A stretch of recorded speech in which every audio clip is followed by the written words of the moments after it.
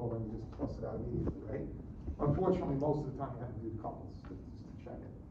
But here, the problem states in 102, we got a 4 meter long beam, and it's loaded as shown. It says determine the loading of column 3.101 that's equivalent to this loading.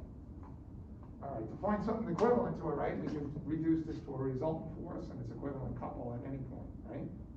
Or I could have actually just reduced it to a resultant force with a certain distance on the beam, and I could have done that for all of them. But that was a little more work, right? So instead, I just did the resultant force couple. So the resultant force is equal to the sum of the forces, right? Which in a coplanar system, it's pretty simple. We just took the 200 newtons down plus the 400 newtons down, and that equals 600 newtons backing down, right? That's the equivalent resultant force, and it's coupled with respect to a point. And here I'm going to sum the moments at A. Is going to be equivalent to, sum of the moments at A is equal to, we got 400 newton meters, right? It's clockwise rotation, so that's negative 400. It's simply acting on that beam, right? And we also have the couple 2,800 newton meters counterclockwise, so it's positive, right? Also just acting on the beam. Plus, it's 200 newton force, but if I'm doing it with respect to A, it has no contribution, right? Because it has no perpendicular distance. It can't rotate it. It can translate it. Can't rotate it.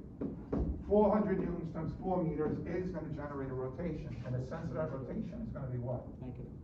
Negative, thank you. 400 newtons, 4 meters, negative rotation. That's 1,600 to 2,000. Negative 2,000 plus 2,800 is positive 800 newton meters.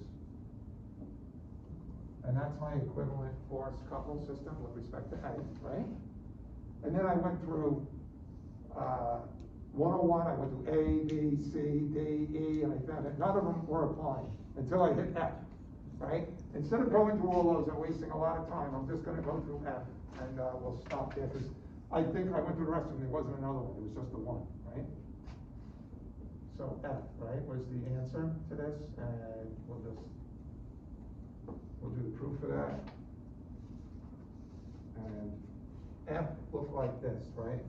It had a 4 meter long beam,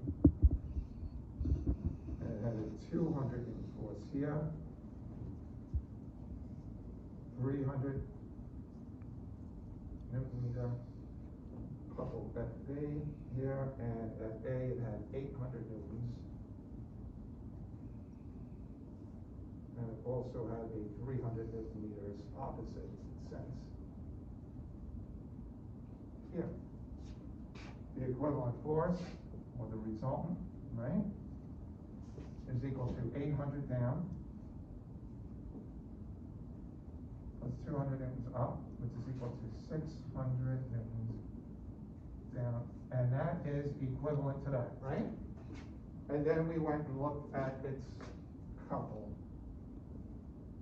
which is equal to 300 newton meters negative plus 300 newton meters positive. When I first looked at this, I was ready to throw in the towel at this point. It was, oh, forget it, right? And then I happened to look at it and said, oh, wait a minute, 200 times 4 is 800, and that's the answer, right? Because this has 0 contributions.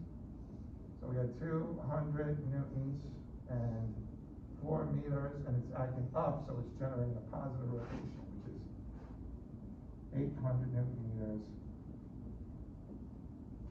positive, which also checks. So that is the answer, right? And there was no other ones other than that. Nothing else was equivalent. Did you get it? Did you get that? Wasn't you guys, right?